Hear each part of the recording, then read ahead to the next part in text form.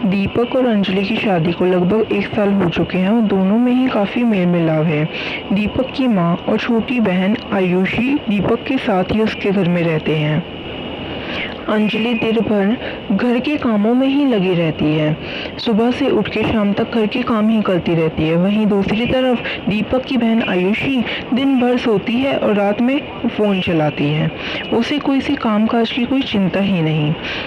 इसी बात के बारे में दीपक अपनी माँ से बात कर रहा होता है। उसको कहता है कि अंजलि इतना लेट तक सोती है, आपको उसे समझाना चाहिए।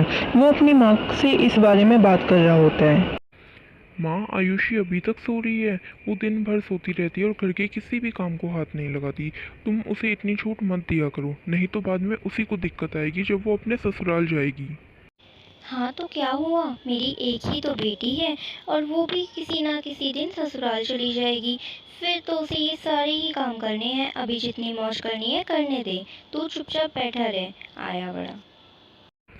पर माँ, अगर वो ऐसे ही करती रहेगी तो आगे चलकर जब वो ससुराल में जाएगी तो उसे बहुत परेशानी आएगी।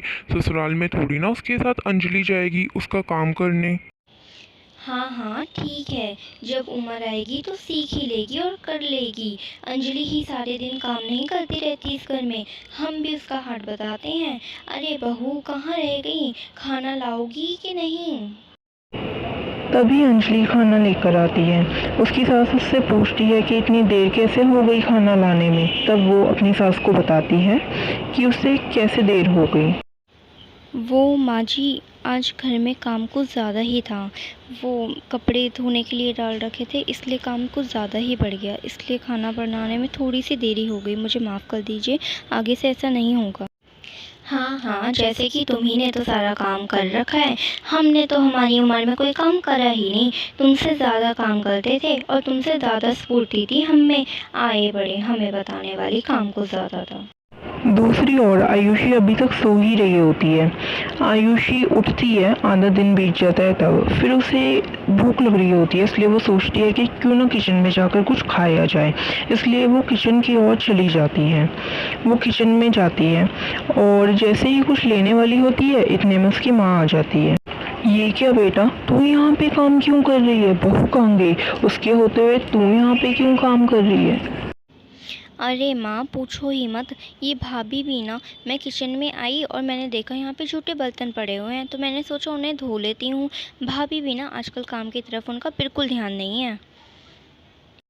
क्या, बहू के होते हुए तू काम कर रही है? ये कैसे हो सकता है? ये बहू कहाँ मर गई? इसको अभी बुलाती हूँ। बहू, ओ बहू, कहाँ चली गई? कहाँ मर गई? इधर आ। क्या मेरी अर्थी के उठने के बाद ही आएगी? इधर आ।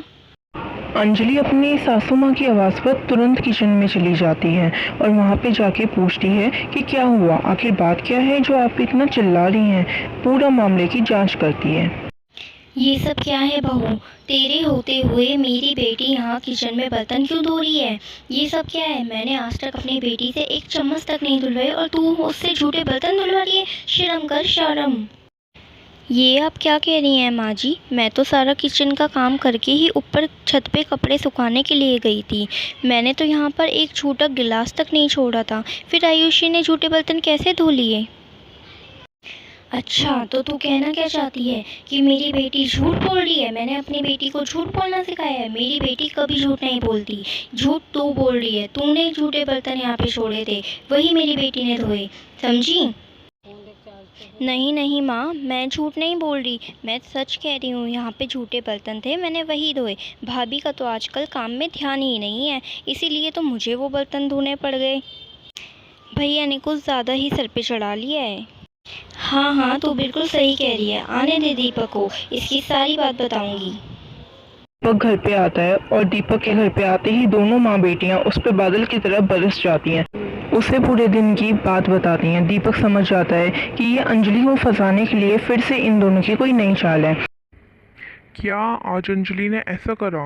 अब तो बस बहुत हो गया। अब तो मुझे उससे बात करनी ही होगी। कहाँ है अंजलि? बुलाओ उसे। जाओ उसे बुला के लेके आओ। अंजलि, अभी इधर आओ, इसी वक्त। दीपक के बुलाने पर अंजलि तुरंत वहाँ आ जाती है। अंजलि, ये सब मैं क्या सुन रहा हूँ? ये सब क्या चल रहा है? माँ ये क्या कह रही हैं? अब बस बहुत हो गया। तुम जाओ और जाके अपना सामान पैक करो। जल्दी जाओ यहाँ से और अपना सामान पैक करना शुरू कर दो। आप मेरी बात तो सुनिए। ऐसा कुछ भी नहीं हुआ, मैंने कुछ नहीं करा, मेरी कोई गलती नहीं है। मैंने कोई झूठे बर्तन वहाँ नहीं छोड़े थे। फिर भी आपको लगता है मेरी गलती है तो मैं माफ़ी मांगती हूँ, पर मुझे घर छोड़ के जाने को मत कहिए। नहीं, तुम जाओ और सामान पैक करो और अपने साथ मेरा भी सामान पैक कर लेना, क्योंकि मैं यही बताना चाहता था माँ, मेरा ट्रांसफ़र हो गया है और मैं अंजलि को लेके यहाँ से जा रहा हूँ, इन सब की रोज़ की घिटपिट से दूर। क्या बेटा, ये तो क्या कह रहा है? तू यहाँ से क्यों जाएगा? ये तो तेरा ही घर है, तेरा और आयुषी, तुम दोनों का ही तो घर है। तुम यहाँ से क्यों जाओगे? तुम कहीं नहीं जाओगे, तुम यहीं रहोगे। नहीं माँ, मुझे ऐसे घर में नहीं रहना जहाँ पे बेटी और बहू में भेदभाव किया जाता हो। तुमने हमेशा आयुषी को सर पे चढ़ाया है और अंजलि को इस घर की नौकरानी समझा है। तुम ही सोचो, कल को आयुषी जिस घर में जाएगी उसके साथ ऐसा किया जाए तो तुम्हें कैसा लगेगा? माँ, ये वो ज़माना नहीं है जहाँ बेटी और बहू में फ़र्क किया जाए, उन्हें अलग समझा जाए, बल्कि ये वो ज़माना है जहाँ उन दोनों को सम्मान समझा जाए, और यही तुम्हारे लिए सबसे बड़ा सबक होगा। समझी माँ? मुझे माफ़ कर दो बेटा, मुझे अपनी गलती समझ आ गई है। मुझे समझ आ गया कि मैं आयुषी और अंजलि में भेदभाव करती थी और अंजलि को इस घर की नौकर समझती थी। मुझे माफ़ कर दो, आखिर वो आई हमारे ही भरोसे है, इस घर के भरोसे, और मैं उसके साथ ऐसा कैसे कर सकती हूँ? अंजलि की सास उससे माफ़ी मांगती है और कहती है कि मुझे माफ़ कर दो बेटा, अब से मेरे 2 नहीं 3 बच्चे हैं और अब से हम सब साथ में मिल के रहेंगे और मैं किसी में भी भेदभाव नहीं करूँगी। मुझे समझ आ गया। और इसी तरह मेरी कहानी का अंत होता है। अगर आपको मेरी कहानी पसंद आए तो मेरे चैनल को सब्सक्राइब करें और वीडियो को लाइक करें। Bye bye.